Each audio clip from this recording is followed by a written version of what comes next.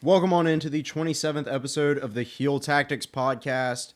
It's the holidays. Happy holidays. holidays. To whatever holiday you celebrate. Absolutely. And we figured this week's not that big booking-wise. Trash Instead shows. of waiting for our last episode of the year, this episode, we'll go ahead and do our year-end award show. Heel Essentially Tactics, the Slammy Slammies. Awards. Absolutely. The Healy Awards. Yes, the Heelys. We are doing the Heelys. Basically, I have a set list of categories that I came up with. This is based only on main roster WWE, because that's what we talk about weekly, so that's what we're going to be talking about here. Absolutely. Got a set of awards, stuff like Match of the Year, Best Wrestler Female, Best Wrestler Male, all that stuff. So we're just going to be going through, talking about our picks. Yeah, absolutely. Awarding some people some stuff. Yeah. That means nothing to them. It may. You never know.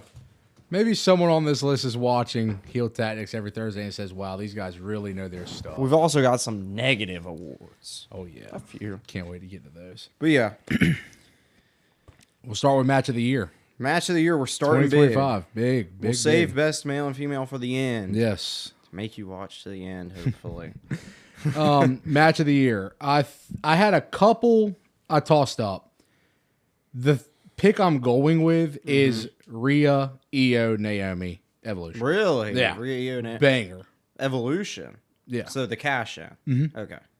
Oh, They were at SummerSlam. yeah, the SummerSlam. full triple threat. Yeah, the full triple threat. Yeah, not the cash in. Cash in was at Evolution. You're right. Yes. I'm going with that as my Match of the Year. The second option was Rhea, Io, Bianca. That was my secondary pick. Third pick, solely due to personal reason, was Royal Rumble, just because we were there. Yeah. The men's and women's were great, but the men's match start to finish, being there in person was like, oh, I wasn't even really thinking about a Rumble match, kind of. Plus the double stomp. My pick is from the first Worlds Collide. Oh, yeah. Main event, Chad Gable versus Hijo del Vikingo Yeah. for the AAA Mega Championship. This was just a banger. I've not heard like anybody talk about this match, but I thoroughly thought it was amazing. I remember you talking about it when it happened. Yeah, it was our first you were episode. Very, It was my first match of the week. Yes, you were very excited about that match. Yep. So that one was And easily it my stood pick. the test of time. It did. Absolutely. That's my pick. Absolutely. Right. I didn't know. I figured I would count Worlds Collide stuff. Might as well. I mean, Chad Gable's the main roster Yeah. star, so. And then honorable mentions, I had Rhea, Io, Bianca, and I also had Rhea versus Io at Evolution. At Evolution. Yeah, When that Naomi match cashed with the in. cash in, yes. Because that one was just a bit more brutal. Yeah. As opposed to like their other stuff. But definitely Chad versus Vikingo had my pick. That match was amazing. Valid.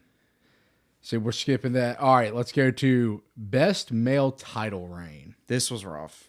Very rough. I don't think almost any men this year had very good title reigns at all.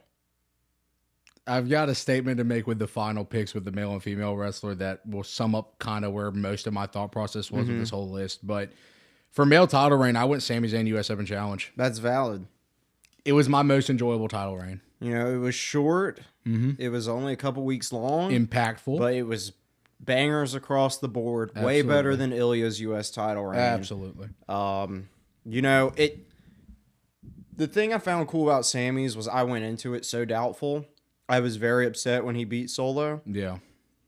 And he really just was like, he proved me wrong. Popped off. I didn't want to see him as U.S. champ. I didn't want to see him hold a mid-card title game. Absolutely. And they gave him a mid-card title, and he absolutely killed it.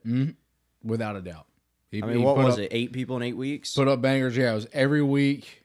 And the fact that it was like Cena passing the torch to him. And the fact that it a was all 2-month great. reign can be that impactful, too, is like Yeah. saying something. Absolutely. Did you have honorables? Or? Not really. I mean, you could say Cena's 17 world champ just because it was his 17th. You could say Cena's IC because it was his first IC. But nah, that was kind of like I sat there. The only other real good reign was Dom. And it wasn't all great. And that's why I didn't go with it. There was too many like moments where the IC was taking a back seat compared to like the AAA stuff and all that. So I had Sammy's U.S. title reign as an honorable mention. valid. I gave it to Dominic Mysterio's IC title reign. It's the only other one. It's the only reign I feel like that had any decent amount of length to it. His first IC title reign. Yeah. Only reign that had any decent amount of length to it. It started out after Mania pretty solid with the Penta stuff, and then it took a halt. It Yes, did. it did. But then when you pick it back up with the Rusev and Penta With like again, 5 straight weeks of defending it. It got really good. And the way they ended it with the Cena stuff and for him to get the belt back a month later. Yeah. He felt like a solid champion. I thought he had a better reign than Braun Breaker. I thought he had a better reign than Jey Uso, and those were our two other most recent Intercontinental champs. Absolutely. Or Sami Zayn, too. So I decided to just give it to him. Because perfectly valid. Are there any... Like, he had to have had the longest men's title reign of the year. I would think so, yeah. Because he lost after Cena. Yeah, absolutely. Yeah. Yeah, his was the longest reign of the year. So... That also goes a long way for him because it was long and it makes sense, semi-decent. But I don't think anybody really had that great of a reign. No, I think those are your best 2 picks. I think if he could have had more time, maybe you could have made an argument for Seth Rollins. But he made a lot got cut very short. Seth probably could have argued for a couple spots on this list had he not gotten injured. But yeah, the IC for Dom and the US for Sammy, I think, are the best title reigns all year long for men. But on the women's side of things, we have best female title reign. I only had one answer. It's Becky Lynch's Intercontinental There we Championship go. reign. I swear. You can argue solely due to length, Tiffany Stratton, but her reign only fought 4 people. It was boring. Becky Lynch, GOAT. The matches between her and Lyra were generational. Absolutely. Bangers. I didn't have them in my match of the year contenders, but that's not saying they weren't amazing. Yeah, absolutely. But, like, the fact that she took that Intercontinental title, it made it more important than the women's title. I mean, she is Becky Lynch, of course, but like with that feud with Lyra and clumping in Bayley for the like 3-4 pay-per-views straight of them having matches was just awesome. I agree, 100%. And every match was different. I don't think you can... And like the comedic character Becky developed with this run was top notch. Yeah, it definitely kept...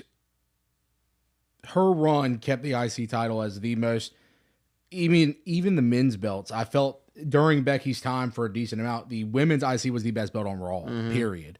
And her and Lyra peak for the year, realistically, in the Raw women's division. And adding in the splash of Bayley, Becky didn't have a bad defense except Nikki, and that was more so on Nikki than Becky. Yeah. So, I mean, did it end well? I wouldn't say so. I would not say so at all. The Maxine ending, I get people liked it. It just felt a little It was... the AJ distraction. I've voiced all my... I think Becky should still be the Intercontinental Champion right now, but that doesn't take away from the fact that there was a point in time where it was carrying the women's division, in my opinion. Absolutely. I agree 100%. So, that's why. Like, I don't even have another contender. No. Like I said, the only argument you can make is Tiffany Stratton, and it wasn't impressive. Like Charlotte and Alexa's, maybe. Yeah, but it realistically wasn't that long either. No. I mean, it was what it was. But we've got, speaking of tag teams, best male tag team of the year. The options were limited. Yes. In a year that had a lot of great tag team wrestling, it's crazy that not one tag team shines at all out of any of the others. I agree. Because you had the first half of this year, which had the SmackDown Tag Division. Generational run. Generational. I've spoke my opinion on it. A lot of people hate it. Best tag team. I can tell you the worst tag team of the year is the Wyatt Six because they killed that tag team division. Facts. Fire them. But it's crazy that, and maybe that's a good thing, the SmackDown Tag Division for the year, for the half a year that it was at its peak, every team was heat. Yeah. All your big hitters were about even. So not one of them outshines the other. Yes. And the belts were kind of swapping decently. It started with DIY, and then it was Street Profits, and then Motor City got in there at one point. Motor City was last year. Yeah, right when they it was came DIY out. Right when they debuted. Oh no, it wasn't actually that many reigns. It was DIY Profits, White Sox. Yeah. But still, there was still the feeling of that belt could swap until the Wyatts got their hands on it. Because for the year, if you shift our time, and if it's the last half of 2024 and the first half of 2025, then it has a little bit more shifting and title changes and stuff. This one was tough. Because there's obviously my personal favorite tag team of the year, Andrade Ray Phoenix. Andrade claimed your wrestler of the week like a month straight. They were a generational tag team. But lengthwise, they existed for like 2 months. That's the problem. They didn't So hold the belts at all, which isn't a completely deciding factor No, by any but- means. But when you're looking at 2 months out of a whole year, it's hard. But at the same time, those 2 months for you specifically, that was peak, awesome. Yeah. It was amazing. They were freaking phenomenal. I hate the fact that Andrade's gone. I agree. I'm not going to give it to them due to length. Like you said, 2 months out of the year. It's nothing that great. But the team I'm picking didn't necessarily win all the time. But every time they got in a ring, you knew you were getting a banger. JD McDonough, Finn Balor. Judgment Day. Can't take it from them. If they were in a match on Raw, it was probably going to be the best match every time. Yep. Whether it was singles or tag. They were doing it every time. They work as a unit, always supporting each other. One title run this year, and it was Very lengthy, but one yeah. defense. No defenses, yeah, but still, that's who I'm giving it to. My honorable mention goes out to the Street Profits. They did Valid. hold it for a good bit. Valid. SmackDown Tag Division. But this is definitely unpopular of us to pick, but I went with JD McDonough and Finn Balor. My argument for their title reign, yes, they defended it one time during their title reign. But look at how many matches they actually had during their title reign. There was They a just ton. weren't title It was defenses. all Yeah. AAA stuff. They Yeah. were doing so much stuff against AAA people on the WWE side and in AAA. Like, they had a ton. They were wrestling almost weekly while they were the tag champs for a good Absolutely. month and a half. They just weren't defending their belts. Which, Absolutely. yes, I do think some of those matches could have been title defenses. But at the same time, most of them were just Dragon Lee and a tag partner. For sure. So, were you going to keep giving Dragon Lee a title shot every week? No. They only defended against the LWO. Yeah. It is what it is. It was way too long a reign for only one defense, but it's not like these teams aren't consistently active. It's not like JD and Finn aren't, you can say the SmackDown Tag Division was great, but still, JD and Finn, whether be it as a team or as single stars, are two of the Backbone of only Raw. people who have had almost weekly appearances. Backbone of Raw. At least every team on SmackDown has had a good chunk of time where they've completely Just not on disappeared, TV, yeah. especially in the second half of the year. Especially Andrade and But Phoenix. JD and Finn on Raw, a show that until recently hasn't had any bit of a tag division, still managed to appear weekly, even if that was just because of Judgment Day Judgment Day stuff. business, Even yeah. if that was just wrestling stuff for Dom. Even if that was just because of AAA. They managed to appear every week. Yep. So, and every time they had a match, like you said, it was a banger. There's probably at least 8 times that JD McDonough's had Wrestler of the Week on this show from one of us, which is crazy. And Finn Balor's Beast. my goat. Yeah, Finn's your boy. I mean, I like the Profits. Also, they actually get promo time too. I thoroughly enjoy the Profits, but in terms of this list, I started off thinking solely personal. Who do I enjoy watching? Who do I enjoy seeing in the ring? Then I was like, okay, maybe titles do kind of matter. Then at some points I was just strictly for the business, how did it impact it? And realistically, out of the tag teams, your argument you just made, the weekly appearances, backbone workers of the show of Monday Night Raw, it's got to be JD and Finn. While SmackDown had 6 teams That were Raw all great. had just JD and Finn. Literally. And still JD and Finn Yeah. were on weekly. Yep. That's crazy. Absolutely. But then we've got the best female tag team of the year. I thought this one was kind of easy. Alexa Bliss and Charlotte Flair. Not my pick. Oh. Yeah. I mean, I just feel like they've brought more relevance to the belts than the belts have had in quite a while. Yes. They're a good, fun pairing. The story of them getting together and winning the belts is good enough.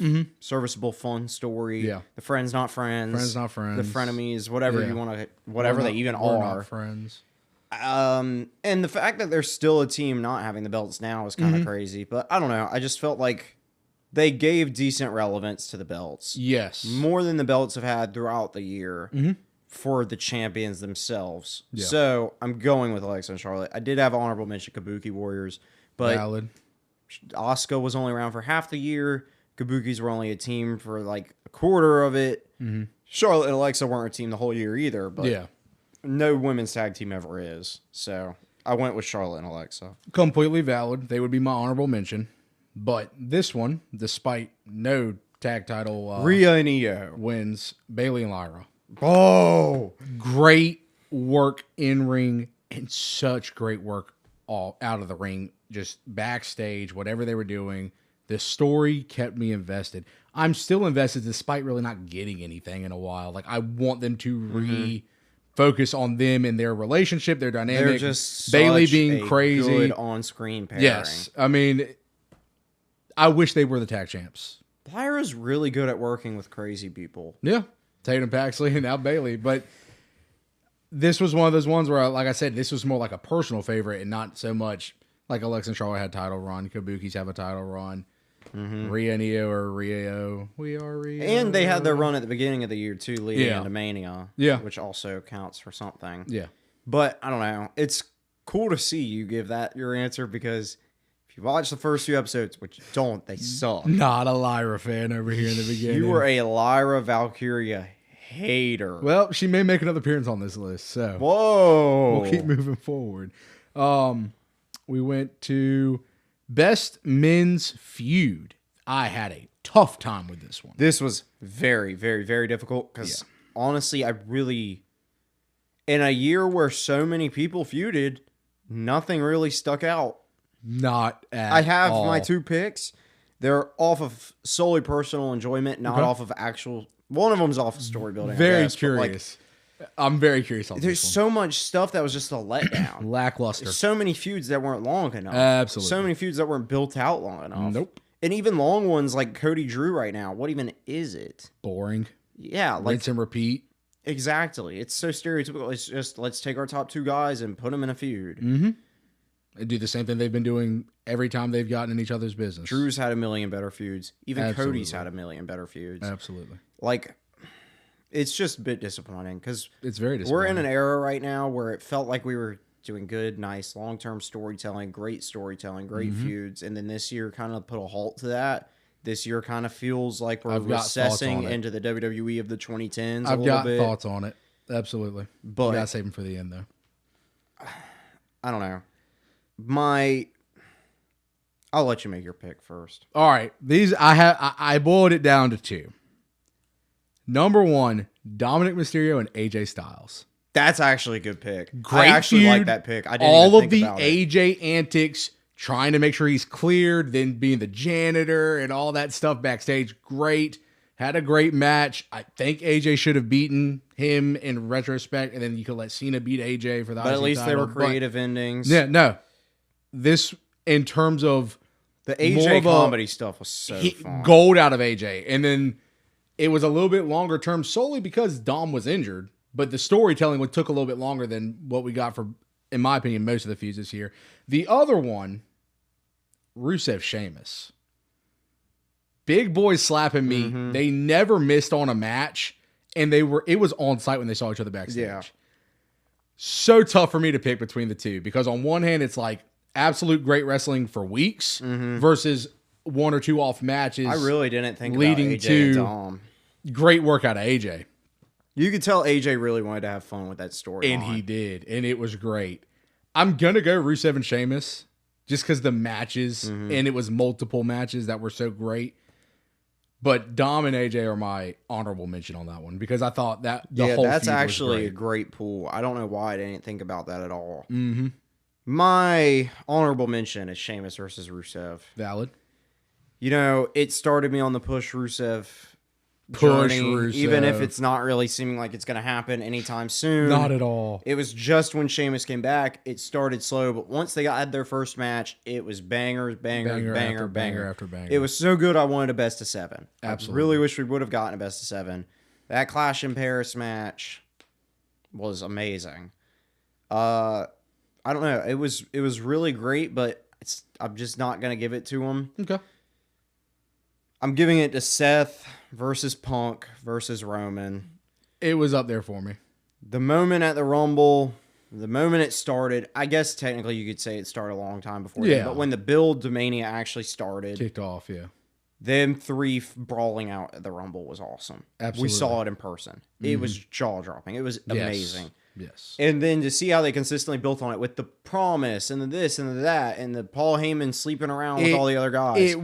I feel like It they was put actually genuinely well written. that was the most effort they put into any story. As much as I hate the fact that we've changed the narrative and apparently Seth and Roman have always hated each other, they've never been friends I again. can't deny that what we got here Somehow they took Seth and Roman, which was set up to be a good feud, and Seth and Punk, which was set up to be a good feud, and Roman and Punk, which had some seeds, and they mashed them together perfectly. Main evented night 1 of WrestleMania. Should have main evented all of WrestleMania because that Cena Cody match was god awful, stanky, god awful. Especially with who came out during it, Travis Scott. Yeah, that was horrible. Yeah. But their triple threat was amazing. As much as I've critiqued the Vision a good bit, I feel a little iffy about the Vision, and it's ultimately because I'm very iffy about Braun Breaker. Yeah, actually, I'm not that big of a supporter of Braun Breaker at all. But the birth of the Vision at this WrestleMania with Paul Heyman betraying Roman and Punk, with the shot of Seth standing there with everything happening behind him while he's just standing there taking in the moment. Yeah.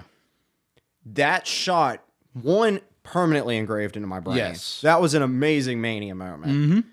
And two, it's just like, that shot is my perfect explanation for why this feud was so great. Yes. It's built up to such a great moment. And it built up to it perfectly. With Seth showing up every week, being the workhorse, crapping on both of them because they weren't showing up every week. Yep. Seth and Punk being in the Elimination Chamber. You know, it all worked out so well. Yes. And even leading into Seth's time with the Vision was very good.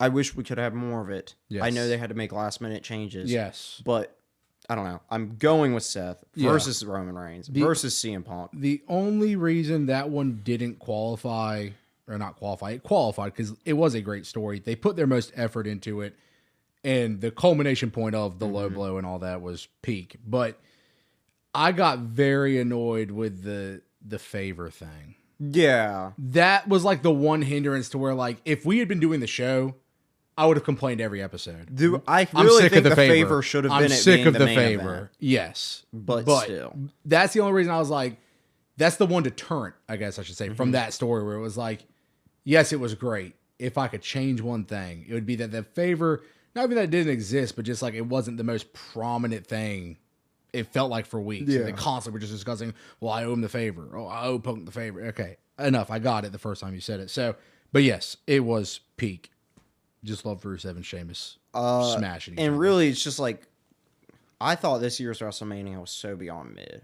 So beyond below average. Got a lot. And this match was a shining star, yes, in my opinion. Absolutely. One of the two, which would be Rhea, Bianca, and Io. Those were the two best matches of Mania, by far. So that's why it has my pick. That's perfectly valid. We've got the best women's feud. I don't know if we're like-minded on this, but leading off of the best women's tag team, I've got Bayley, Lyra, Becky. All of it combined together. I think this, in the women's side of things, mainly I think because Naomi got pregnant and Liv got hurt, they could have, but with those two characters, had those not happened, they could have definitely put more effort into their stories. But without them in the picture, these three got the most intricate story writing. The most, like, I'm putting the most effort into these three right now. Well, this was happening before. No, I'm saying, like, across the course of the year. Oh, like, you're saying if Naomi Liv had not been hurt, they would have even her better. Them. Yeah, if Naomi had not gotten pregnant, her run would have been those didn't generational. Happen. Yeah. Naomi's run would have been so generational. Yeah, absolutely. So, since those didn't occur, I think this by far got the most, like, hands-on, I guess I should say, from creative. Like, they felt like they actually cared about the feud. It made us care about the feud. It made us care about that belt. It made us care about Lyra Valkyria. It made me care about Lyra. Care about Bayley again. Like, completely flipped me on her. So, yes, this was the best women's feud, in my opinion. I had an honorable mention. Okay. Rhea Ripley versus Io Sky. Valid. Just because of the build to WrestleMania, and you can clump Bianca in there. Yeah. And then there's stuff for Evolution. It was less of a feud, though. To build to WrestleMania was, but after WrestleMania, it wasn't really a feud. Yeah. It was just respect. But it was still very enjoyable Rhea stuff. finally trying to beat her. But I'm going with Bayley, Becky, Lyra. Yeah, I have it listed triangle on here as just Becky, Lyra, because Becky and Lyra kept going after Bayley and started out before Bayley, but still. Yes. Becky and Bayley and Lyra, the matches, the bangers. It was so great. I mean, I already kind of talked about it when I talked about Becky's IC title reign, but like it really showed it really made all their other women's stuff look like crap. Because it really showed, if you put even a sprinkle of effort in, You get great can take stuff. these 3 people who haven't been on TV very much lately, who are both, Becky and Bailey, both had returns going into this pretty much. And then you had Lyra, who was having the most mediocre Intercontinental title reign of all time. Yep. And they really made it the best thing in the women's division. Absolutely. And it feels like, well, it felt like, I don't know if we're going to continue that motion forward, but whatever magic they were sprinkling on this, it felt like they were about to give to the women's tag division. Yeah. Just recently. And so they need to just start, like you said, if you just give a little bit of effort, we can get so much better stuff than just mush that you throw out on the screen. You know, I don't think Naomi Jade was bad, but it went on too long. It was too long, yes. It should have ended shortly after Mania. It shouldn't have ran all the way to Evolution. I agree. Tiffany had nothing good. Like, friggin' Tiffany had the belt. That was it. She fought the same 2 or 3 people the entire time. There was no It was feud. Nia Jax There was no every week. story. It was just Tiffy's the champ and she's defending. Yeah. That's it. Yep. It wasn't a great story or feud or anything like that. But yeah, Bailey, Becky, Lyra. I think that triangle. I think you can't mention Becky, Lyra without Bailey at this point. Yeah. She added so much to it. But flip the roles over here. We got the worst feud. This is men and women. Any of them. Worst feud of the year. Worst feud of the year. There's so many you could pick from. Literally. So many. But there's only one right answer. There's 2. I would give 2 right answers. Okay. I want to hear what your one right answer is. Aleister Black, Damian Priest. It is we've the talked only about it so answer. much recently. It is so atrocious. So bad. Oh my god, and it's still going. And it is still going. Bringing Zelina Vega into this was a terrible decision. Bringing Rhea Ripley into this was a terrible decision. The fact that this started with Raw Killings became, like, this has been going on almost as long as our show has existed. And somehow it is the worst feud of all time. They've had plenty of time to develop it. You got Damian. I love Damian Priest. You got Aleister Black. He is so good. Aleister. And they've managed to make this the most unbearable thing. This is half the reason why SmackDown sucks so much, because half your episode of SmackDown is Aleister and Damian. If they're getting a match of some sorts, that's half the episode. The Zelina Aleister pairing, I don't care that they're married. They are the worst on-screen pairing of all time. Horrible. Zelina can't even do an entrance. She can't even hit any moves. She sucks at wrestling. She sucks at being a manager. Zelina Vega needs to work behind the screen or something. Like, I don't even know. I don't disagree. You took Damian, who was a world champ last year, and he has literally done nothing. And this is all Aleister Black has done since he's returned. He had a short stint against Carmelo Hayes. Yeah. Very short stint. And then it's just been this for a half a year. You have just buried 2 great talents. I hate feud. That we've had to talk about this for almost every week. And then they'll get, like, literally, I think what they did is, like, they sat Aleister down and Zelina and said, hey, we're going to film, like, 10 minutes of promo vignette stuff for you. Of y'all just saying stuff like, and we're just Damian, gonna chop. You hate yourself. You deny yourself your character. Yeah, we're just gonna chop it up, remix it, and resend it out every episode. All right, we'll give you a snake this time. Yeah, Zelina will be on her hands and knees this time. It's horrible. It's so Zelina bad. will come from the shadows this time. This is one of those feuds that I wish, even if it didn't get like a definitive ending, they had one more match. Who cares who wins? And then it's just over. Like, this should have ended. This is one of those feuds you easily can forget about. If it never comes back on TV, no one would Should have ended when they lit Damian's face on fire. Yes. Then it kept going. And then it should have ended last week with that horrible mixed gender tag.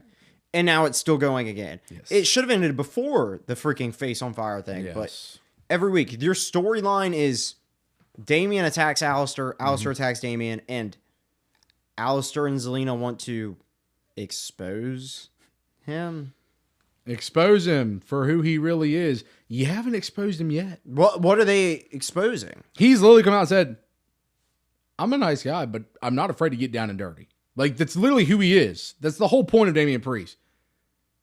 I just don't you get haven't what exposed him for anything. You call upon your Judgment Day sister to remember your times of the past. No. He needed backup, and he's friends with Rhea Ripley. Needed backup. Big whoop, Aleister. Needed ratings, so you put Rhea in the main event. This is my pick as well. Yeah. It sucks. It's bad. But there is another one that I see as a fully valid answer. Okay. Sami Zayn versus Karrion Kross.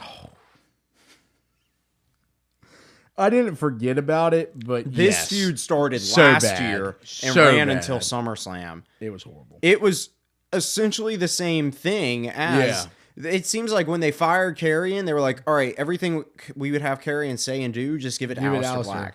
Why? It didn't work with Cross. It's not going to work with Aleister. Clearly. This feud was so long. It was so anticlimactic. It accomplished literally nothing. It was all centered around Sammy wanting to be a main eventer, and then he just ends up going after the U.S. title once it's done. It was all centered around Scarlett handing Cross's pipe. I mean, that's literally all that Scarlett just gripping Cross's pipe every week. It was horrible. God awful. Cross, there is two Cross valid just answers. Piping down Sammy. There are two valid answers. You are correct. I still think Aleister Black and Damian Priest is worse, but yeah, that one was. But it could just be recency bias. Yeah, that is true. But Sammy and Cross's literally started in 2024, which is insane. That is insane. So bad. Wish you hadn't reminded me of that one because I thought about it like a week ago when I was starting to look at the list, but no, that's bad. All right. Worst booked male wrestler of the year. I've got like 8 names on here. There's so many people you could give it to. Absolutely. I didn't want to give it to somebody who's just not been booked. Yes. Like, I didn't want to pick somebody like... There's only one I have for that. I didn't want to pick somebody like Randy. Like Randy Orton. Yeah. Because he's just not been booked this year. Yeah. He's just not been on TV. Yeah. He's not the worst booked. He's just not booked. Yeah. So I wasn't going to give it to someone like that. I have 2 answers that I'm between. Both of them have consistent appearances. You can go first, though, because you have like 8 answers. It's not really 8, but I've got LA Knight. I think in terms of just the fact that you don't do anything with him. Worst book. R-Truth. Oh, biggest fumble. Biggest fumble by far. The Raw Killing Story is the biggest fumble of the year. Absolutely. Definitely. I don't know. Some of the stuff with Cena was a big fumble. Cena's on the list. Not that, I don't know, it's not like the people you picked for him to fight, aside from like a Brock, were bad. The booking side Cena's of it, isn't that he had the absolute worst booking. It's that his booking should have been so much better. Yes. So that's why he's not like my pick, but he made the list. Nick Aldis.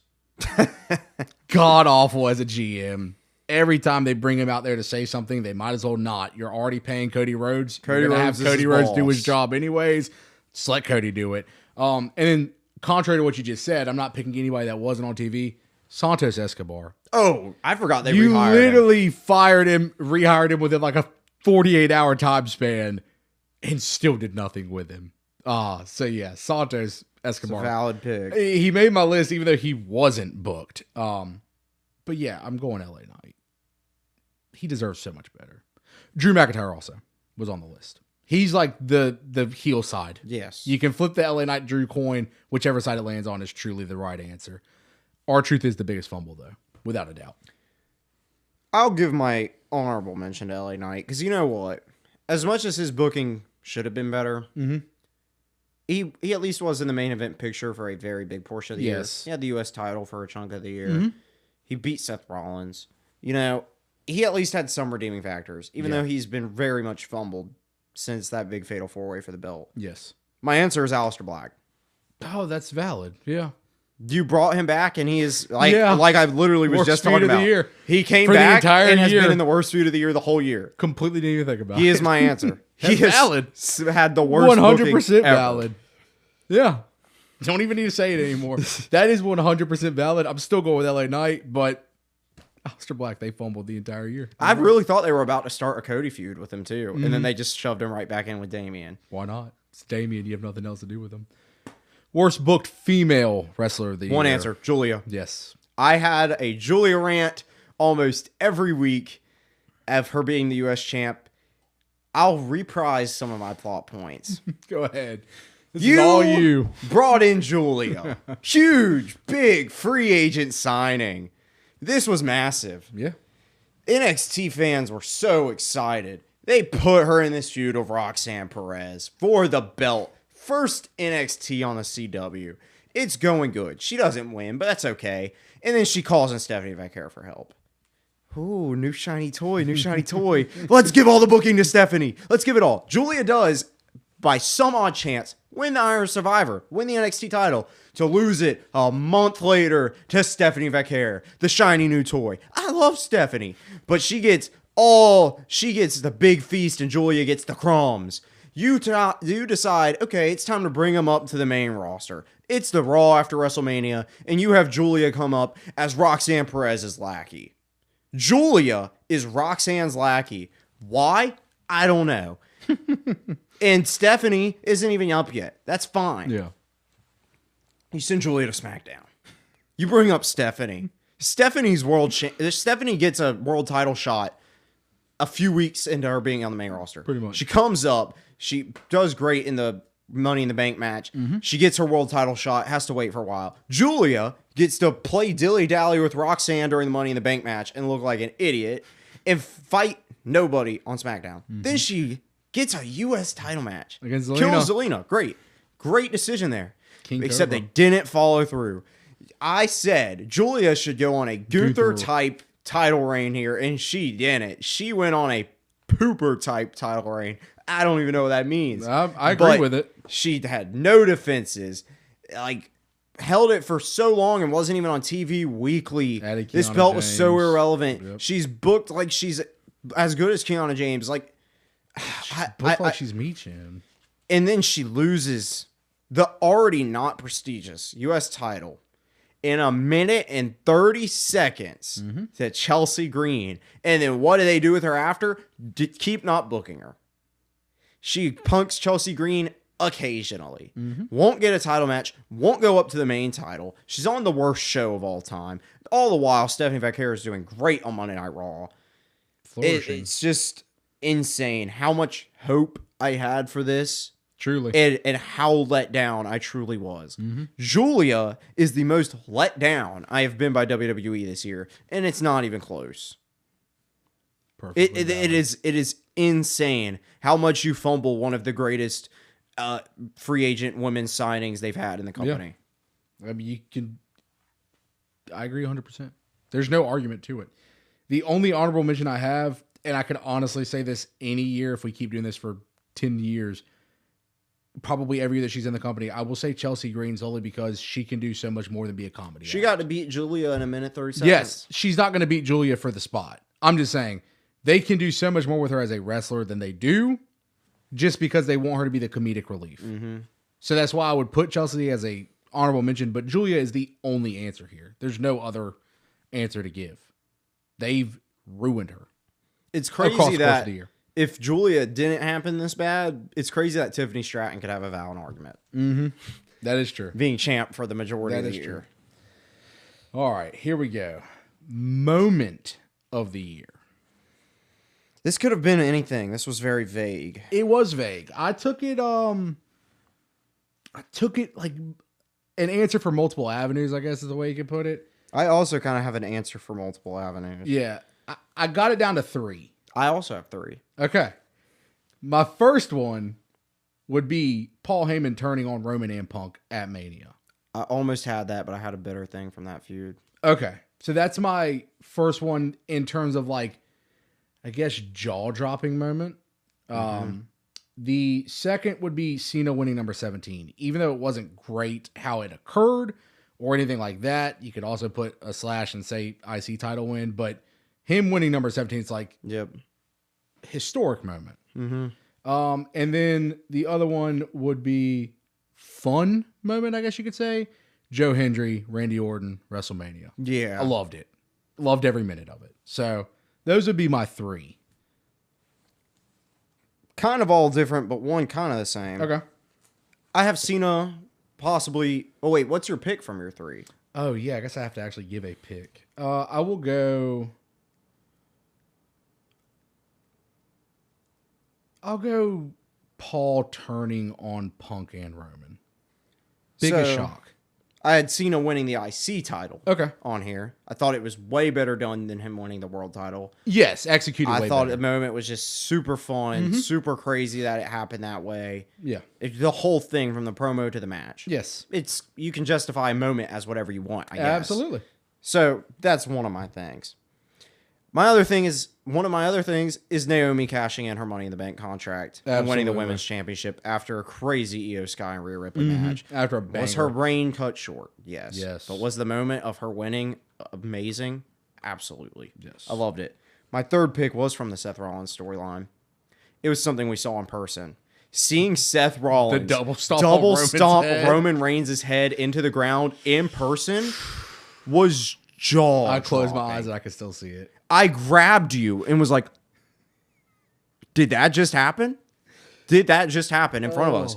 I don't know how that translated really on screen. I don't know if as people I haven't watched it. Yeah. It's like crazy about it as I was, but seeing that double stomp. Yeah. Straight full force to Roman's whole head into the ground. Yes. And then the brawl afterwards. After the moment of them all three getting eliminated was insane. All three of them getting eliminated, none of them even being in the final three. Crazy. And then Stomp Seth really just, I'm done. Bam! Yeah. And then another stomp into the stairs. Yeah. So crazy. So awesome. Absolutely. Absolutely. That's my pick. Great pull. Fully for personal sentiment, I guess. Absolutely. Yeah. You know, that's probably my second biggest WWE moment I've seen in person. First has to go to Baron Corbin spreading dog food on Roman Reigns. So bad. Yeah, no, this was just awesome. Yeah. I loved it so much. All right, so what's your pick? That is your pick? That's my pick. That's Cena IC is really good. Naomi was my initial answer, and then I was like, I saw that double stomp in person. I'm picking that freaking stomp. That's valid. 100%. I mean, I was in the same vein. I didn't think of the moment as like a particular spot in a match, I guess is the way I like how you approached it though on that. But from the Mania, if I was going to do something more like personal, I guess you could say, and I've said it before, doing the You Can't See Me with Cena in the Rumble, sick. But you could say Jay winning the Rumble is a moment of the year just because no one expected it. Being there in person. Half the stadium, hey, there's Jey Uso supporters. Half the arena instantly were yeeting. Yes. So many people behind us were screaming for Jey Uso to win the match. Not for Cena to win the match. Yes. Not for Roman. Not for Seth. Not for Punk.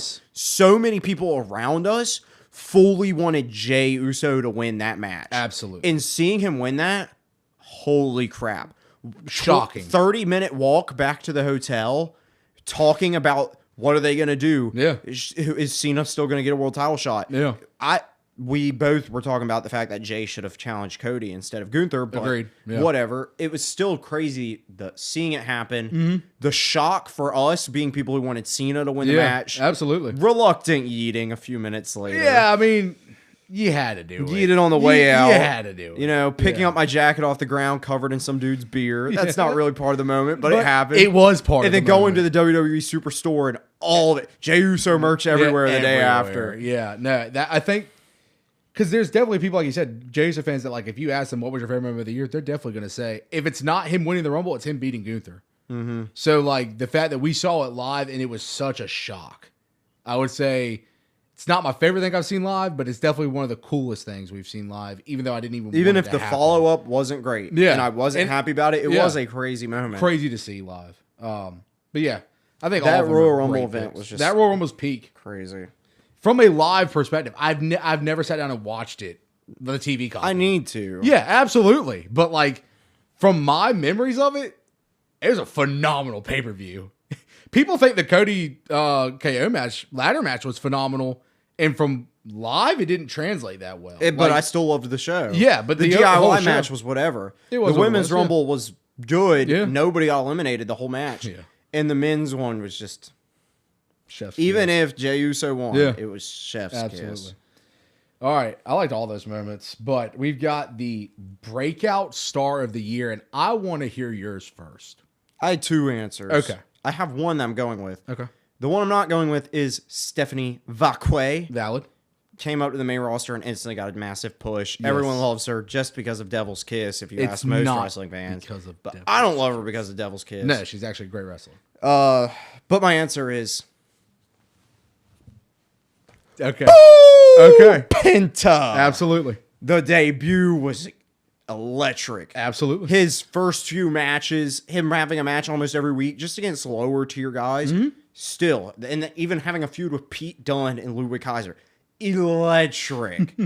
He was over the second he walked out. His entrance is great. Yes. Such a banger. He's such a vibe. I've always loved Penta. Absolutely. Could he have won a belt?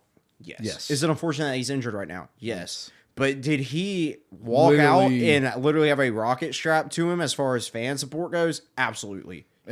He literally showed up and was instantly one of the most over guys on the show. And it was only literally- like the second Raw on Netflix. And after that, there wasn't a Raw without Penta. Yeah. Every Raw had Penta. Pretty much. Absolutely He's amazing. just, I love him. Absolutely. And seeing him get instantaneously over was just awesome. Mm-hmm. Those are my 2 picks as well. I had Stephanie in the 1 slot solely because she did win the world title, but Penta's Penta Also carried the first few lengthwise. months of Raw on Netflix. Yeah, Penta's when I been think there of my longer. favorite thing that happened on Raw on Netflix, it was Penta's debut, probably. valid. 100%. I'll give it to Stephanie just for difference sake, Yeah. but Penta's 100% valid. I agree with that all day long. All right, now we've got the hopeful 2026 male superstar, how they're going to book them or give them better booking, or you're just hoping they have a better year, I guess is the way. The easy answer is whoever you put as your worst booked, but that's not who I'm going Not here. at Because all. I'm not going to say Aleister Black, and I'm not going to say LA Knight. Yeah. You can go first. I have 2. Okay. Solo Sikoa and Drew McIntyre. Not that Both I don't very think valid. Solo's been bad this year, but I hope they keep propelling Solo. Yeah. And then Drew deserves so much better. So I'll go Drew because I think Solo can stay afloat with the MFT for a whole year, even if it is just whatever. Drew, the moment the Cody feud's done, I don't know what you do with him. Yeah. So I need him to have a better year.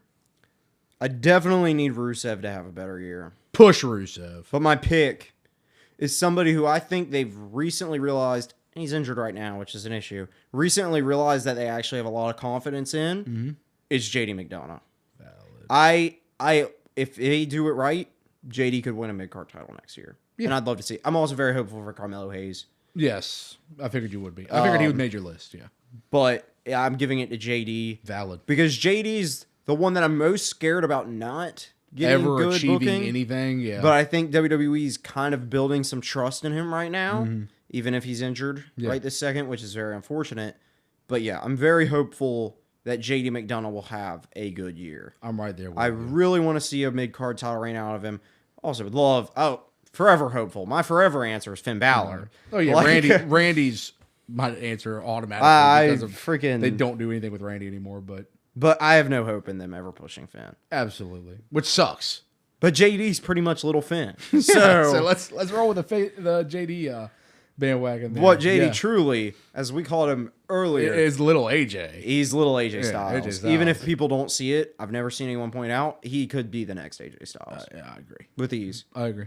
AJ, he could get so over as a face, too. That big He could be old one head that- boom. is- Yep. Because fans already have so much respect for him when he got crazy injured and came back from that Viking Raiders thing. Yeah, I like the JD pick.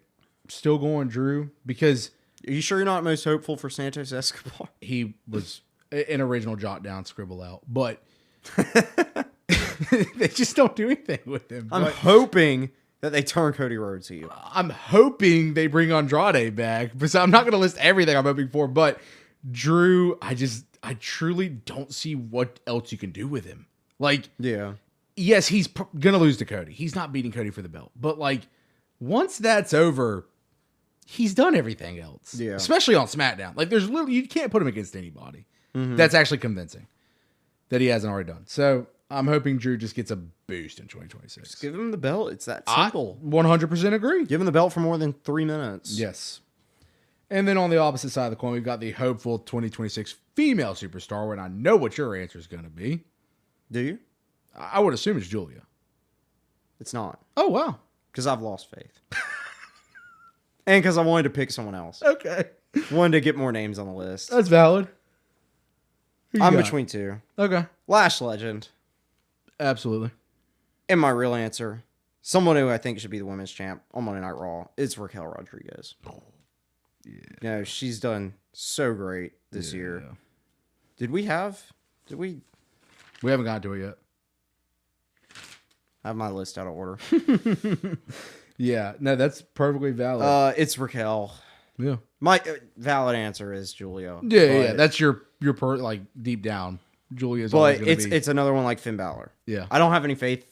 I'm not going to pick an unrealistic answer. Yeah. So I like my it. realistic answer is Yeah, Raquel. I like your I would picks. love to see her win the women's title on Monday Night Raw. I approached this one a little bit differently than the men's because I feel like I like the Lash pick, even though I think they're not going to do anything to bury her. It's just being in the SmackDown world. It's just, easy is to get she going to get a lost. push? Yeah. But my hopeful is Naomi. Because You hope they come back. when she comes back, there is no reason she doesn't beat Stephanie Vicaire or whoever is the women's champ and just literally press play from where we had to pause. That's a very Like, that's what I'm hoping for. they really should. And if just they don't do resume. it, I will be so sad. If she comes back and she's in her same role that she was in the past, that would be very upsetting. Exactly. That's why Naomi is my 2026 hope. The other thing is she needs to still be healed when she comes back. I don't know how. but Yeah, she no, needs to. yeah. I mean, people are going to be like so happy for her, but she needs to just come back yelling at everybody. Just stay healed. That's Proceed a with great caution. pick. WWE, proceed with caution. Do not mess up Naomi's return. Please. Yeah, that's a very great pick, honestly. All right. This one I thought was a little tricky. I think I took a very generic answer, but promo of the year. John Cena's pipe bomb. Exactly. I don't think anything else really touches Nothing it. else stuck out No. nearly as much. I feel like Punkonomics. yikes. Yeah, the Cena pipe bomb. People love punkonomics, man. In the moment, I was like, this is kind of cool. Looking back, I'm like, it's whatever. In the moment, I was like, "Oh, this sucks." That's valid. Come on, Phil. No, the Cena pipe bomb. That was the most, and I get because it was a pipe bomb. It was supposed to be, but like that was the one promo throughout the year. Like I kept talking about it week in a week and a week after. It's I'm the one still promo like, that I really felt. God, Cena actually said that. Yes. You remember when Cena just said that? This is so crazy. It's the only one that nothing. Our first social media clip upload was Cena's pipe bomb. It's valid. It was the promo of the year, and Pretty sure. I can tell you, it wasn't anything Cody Rhodes said. Not at all. His promos are trash. No, He didn't make dude, moves. him owning Nick Aldis now isn't your promo of the year. Yeah. Spear 1, 2, 3. Spear 1, 2, 3. Damien, Oh, yeah. we're gonna bring out your inner demons. We're gonna. Sammy, you'll never be the world champion. Was that Cross? Okay. Valid. Those aren't your promos of the year. No, it's the John Cena. I'm the pipe bomb. best, and it's not because of Devil Kiss. That could be it. I love Stephanie's promo skills. They like legitimately, not joke. I know I sound sarcastic. Not joking. I love her promo skills. Yeah, Cena pipe bomb, easy. PLE of the year. It's between two. Okay. We've brought up these two in like every episode of that. It's either this or this. Mm-hmm. Which one are you picking? I initially wrote Evolution by a long shot.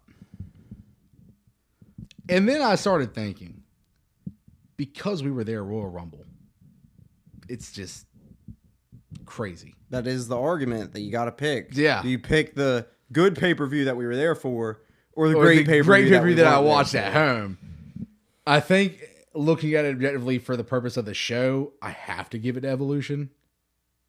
But Royal Rumble holds a special place in my heart. Royal Rumble.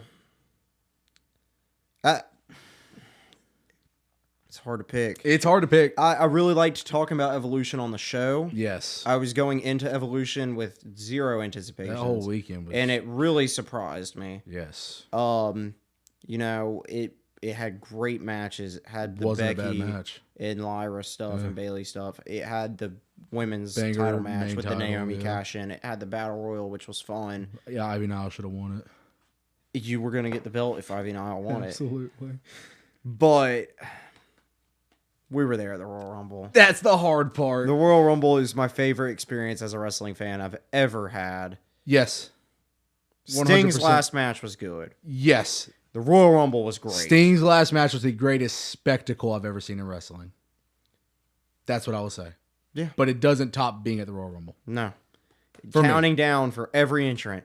Calling who every entrant's going to be. I called AJ. I changed my pick every time a new woman Every came time out. somebody come out, that's who's winning. That's my pick. Yep, that's who's winning. my pick. Yeah. You know, the fans around us Fans were around us were electric. great. We had a Yeah. great view. The Seth Rollins Yeah. moment. The whole being there that whole weekend. High spots, wrestle. High spots wrestling, everything. It was just... That was the first time we met Joe Hendry that week. Yeah, we met Joe Hendry. It was awesome. Yeah. You know, it just... Everything came together to be A great weekend. Yes. Went to SmackDown the night before. Yeah, SmackDown the night before was even a good SmackDown. Nosebleeders. Nosebleeds. Walked in on Chad Gable defending the Freaking Speed Championship against somebody. $30 tickets an hour before. Walk to the arena. Watching WWE Speed when we get there. Electric weekend. It was Dragon Lee defending against Chad Gable. Damian and LA Knight main eventing against Jacob and Solo. That was our main event. No dark match. What a freaking weekend. It's so tough. I feel like I'm going to bite the bullet and take Evolution solely because how many times we on this show have said Evolution's best pay-per-view. By far. Best pay-per-view. But we always say, or Royal Rumble. Yeah. And I mean, like, again, we were doing the show, so we got to talk about Evolution. Like, yes, we talked about Rumble between us, but, like, it wasn't... We got to really break down Evolution. It's tough. Evolution was a very big surprise. Yes. A shocking... I shouldn't say shocking in like a... I didn't expect it to be great, but, like... I didn't. The whole weekend, I just felt the whole Evolution booking, I went into it, I was like, we're getting Rhea Io again. Yeah. We're getting Trish versus Tiffany which still wasn't that good, but whatever. Yeah. We're getting Battle Royal. Becky match I was excited for. Yes, Becky. But then the show really just killed it. Yeah, I mean, even Tiffany and Trish wasn't that great, but it was still a good match. Yeah. Like, that was the lowest on the card, and it wasn't bad. Yeah. That's a tough pick. What are you giving it? You giving Royal Rumble? Yep. All right, I'll take Evolution. But Royal Rumble, special place in the heart. All right, real quick. We've said it multiple times on the show. Most improved wrestler of the year. Raquel Rodriguez. Absolutely. Push her in 2026. Not even close. It's Raquel. Yeah. By a landslide. Yeah. No one else. I hated Raquel.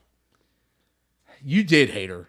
I wasn't necessarily like a hater. I was like... I hated her because I was so unimpressed. I liked her before and this year Judgment she Day. has fully turned it around. And I think the funny thing is they put Roxanne with her to make Roxanne better, and it totally elevated Raquel. Yeah. Completely. It was like, oh, she's the leader here.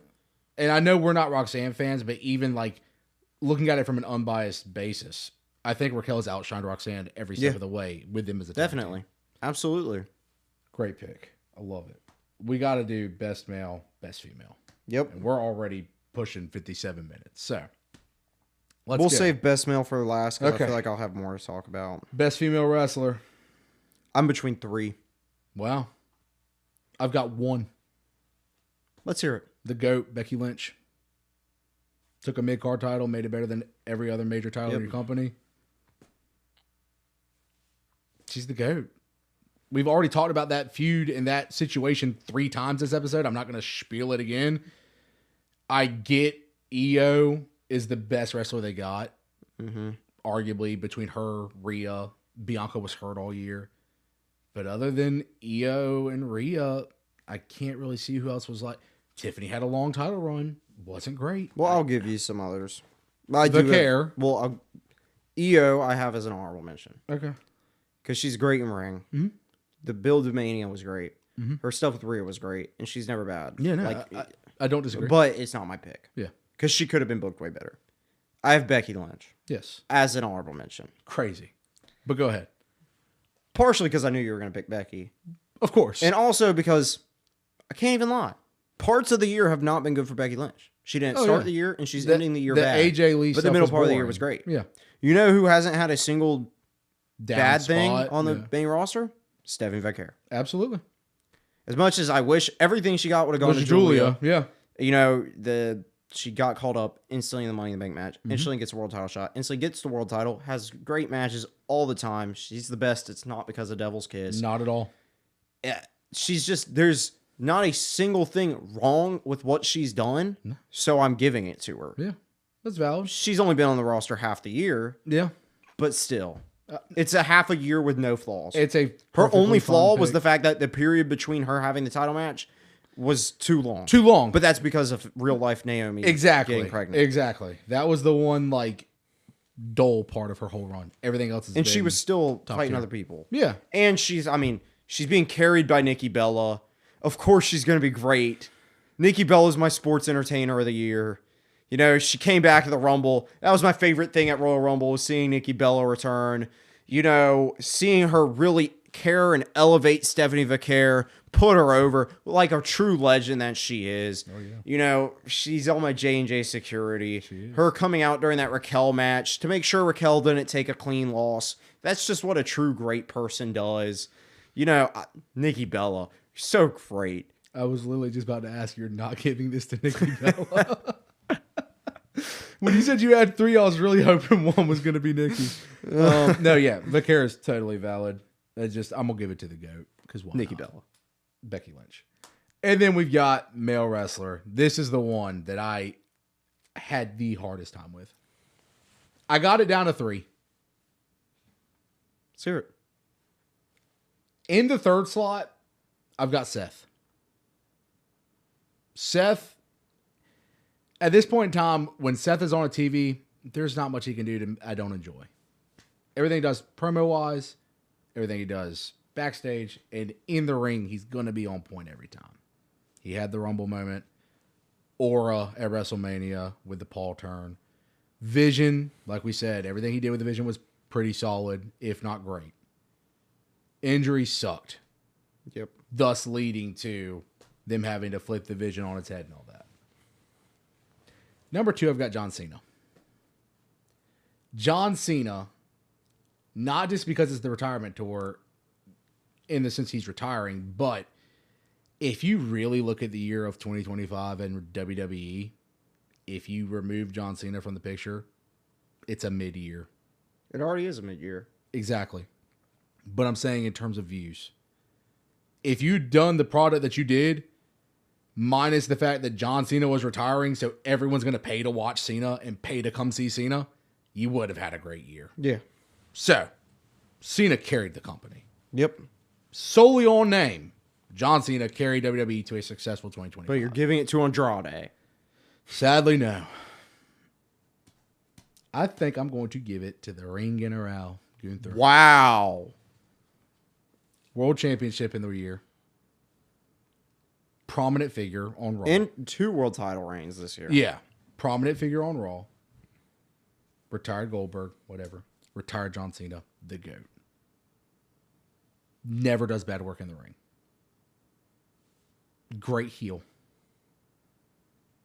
They had enough confidence. Genuinely wasn't expecting that answer. They had enough confidence to let Gunther destroy Goldberg, destroy John Cena, the GOAT. I didn't hate anything Gunther really did. I didn't really hate anything Seth did either, but I don't know. Something just said... I thought you were actually going to give it to JD McDonough. No. it really boiled down to Cena and Gunther for me. Just Cena solely because of the monetary factor of like for the company theory. I think I'm going Gunther. It's crazy. Sick of the you tapped out chance. Hate him. But they're going to be nonstop now because he tapped Cena. That's all they're going to do. Yep. But yeah, that's my pick. When I made this list, I wrote down John Cena. Valid. Full intention to say John Cena. Mm-hmm. You know, as much as I've hated the last time is now wrong because I think it wasn't done as well as it could. No. Him himself was still great. Yes. It was Cena's final run. I gave him Wrestler of the Week multiple times when he didn't really deserve it just because it was Cena. Just because it's John Cena. But, you know, I until probably a day ago, I have full intent on coming on here and saying, I don't got anyone else. I'm going to say Cena. Yeah. And then as I was making this list and rethinking it, I'm giving it to Seth Rollins. Valid. He was here most of the year. My favorite feud of the year. Yeah. Good world title reign. Won the Money in the Bank. Great cash in. Great cash in. You know, started the Vision. In his time in the Vision was great. Mm-hmm. Everything Seth Rollins did this year was great. Yes. And I cannot say that about John Cena. Not because of him, but because of the booking. Yeah. As far as the booking for Seth Rollins, I didn't love the Punk and AJ match, but I understand it. That's Aside from the that- one blemish Aside from on that, his year. I don't have any complaints about what Seth Rollins himself Absolutely. has done this year. And it was a great year for him. Yeah. And I'm ready for him to come back. Absolutely. I don't know when it will be, No. but we need him. Yes. And I wasn't playing. I was like, oh, he's been injured. But really thinking about it, he was there most of the year. Yeah. He probably had more appearances than John Cena. Seth was my first name I wrote down. And then I just started I literally tried to think of everyone. Like, okay, what did LA Knight do this year? What did Randy do this year? Nothing. Didn't think Cody for 1 second. What did Drew do this year? I went through most everybody. Gunther lost the title to Jay at Mania. Then they actually had a really good match when Gunther won it back. You had the Punk. I thought the Punk Gunther match at SummerSlam was solid. And then he was just being a great heel for the rest of the time. The stuff with Goldberg, just being a great heel. Mm-hmm. The stuff with Cena, great heel. His whole run, he oversold a little bit for some of the smaller guys in the last time is now tournament, but he had a very dominant him and Solo banger. Yeah. And then he tapped out Cena. And yes, Cena put him over, but like he made the goat tap. There's something about that. That stamps greatness right there. Mm-hmm. Even though Gunther was already great. So I'm going Gunther. But I don't agree with or disagree with anything you said about Seth. Phenomenal I've year. Truly been giving my evidence for Seth, I feel like, throughout the video. Yeah. Absolutely. You know, with the stuff with his feud and stuff, it's mostly carried by him. Yeah. Well, Roman part-time. Punk's somewhat part-time. A little bit more active than Roman, but still a part-timer technically. When they're both there, genuinely, I like Seth Rollins more than Roman Reigns. Valid. 100% valid. I can't agree with it, but that's my personal opinion. And it didn't used to be that way. Nah. But it is. Tribal Chief was the Tribal Chief. But he's Seth freaking Rollins. He's Seth freaking Rollins. What a guy. Absolute beast. What a guy. Love him. Wish he was still here in the company wrestling. Yes. He's still alive. Yes. Yes, he is. Yes, he is. Can't wait for him to come back. Yeah. All right. That was results are in. The year-end award show. The Heelys, as we are calling Wonder what specific person got the most. I would assume Becky.